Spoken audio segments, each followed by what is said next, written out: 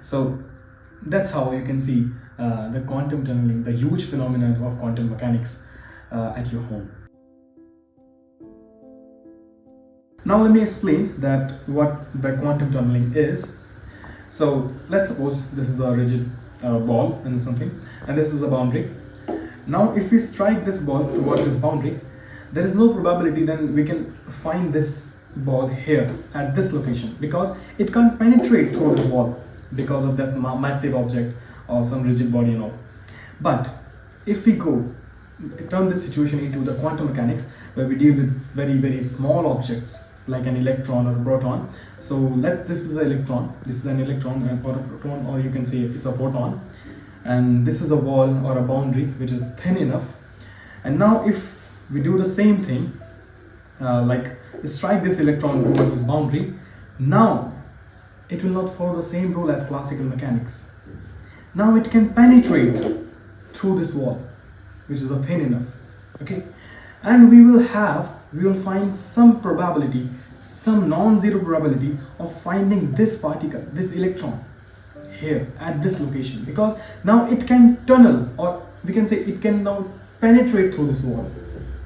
So in classical mechanics we cannot have any probability of finding this particle, this ball here at this location, but quantum mechanically we can have we will measure some probability of finding this particle here. This is what we mean by quantum tunneling. Now let me demonstrate whatever I have been done, and I found that is this really quantum tunneling. So if I just place my fingers around this cup, which is an empty cup, then you can easily see the fingers because of the refraction of light or something, the transparency of the glass. Now I filled this glass with water, and now you can't see my fingers around this particular cup because of the water, which is acting like a mirror between my eyes and the fingers. And this is happening because of the total internal reflection you have already studied in optics and all, okay? And these all phenomena are working because the air is placed, the boundary of air is placed between my fingers and the surface of the glass, okay?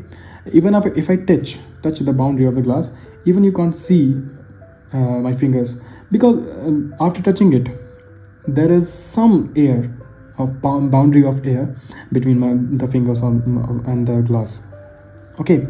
But if I touch it or press it harder and harder, you will easily see my fingers. Now you can see my fingers because the boundary of air between the surface of glass is now very thin, and the photons coming out from my fingers now can tunnel through this glass, and I can see my fingers. So that is how the quantum tunneling works. So that's how you can see the quantum tunneling, the huge phenomenon of quantum mechanics at your home.